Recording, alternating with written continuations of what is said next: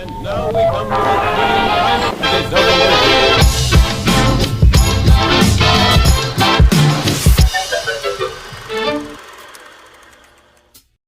Gawa tayo ng chicken. Kare-kare.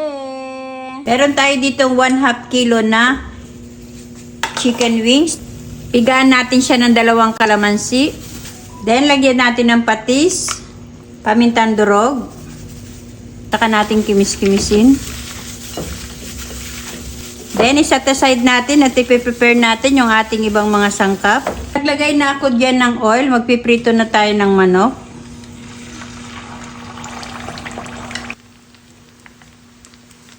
So, ayan, golden brown na yung ating manok. Tanggalin na natin lahat. So, ayan, okay na rin yung ating talong. The same pot, magluto tayo ng alamang.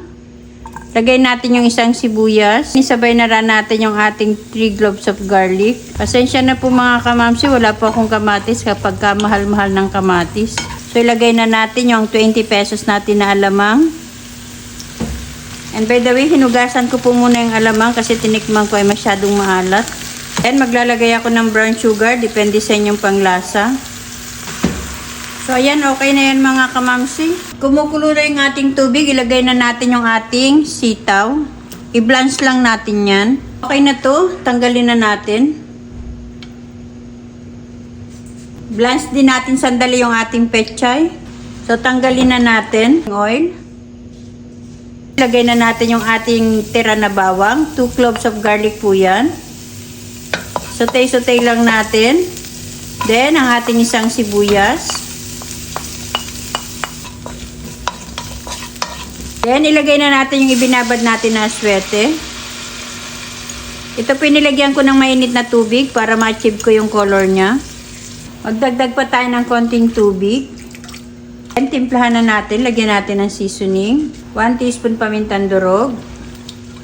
Konting patis. Depende sa inyong panglasa. Meron ako ditong homemade na peanut butter. Lagyan natin siya ng 1 kutsara.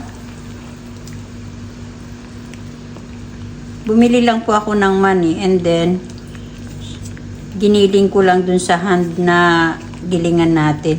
Ilalagay ko na yung ating piniritong manok na 1/2 kilo.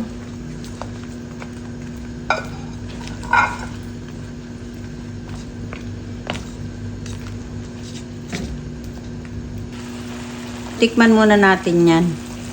Sarap niya. O ayan, naririnig nyo yung tuko. Gabi na mga kamamsi. Sarap.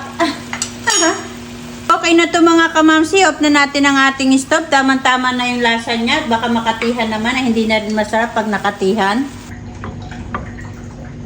So, eto na mga kamamsi ang ating chicken kare-kare. Kain po tayo mga kamamsi.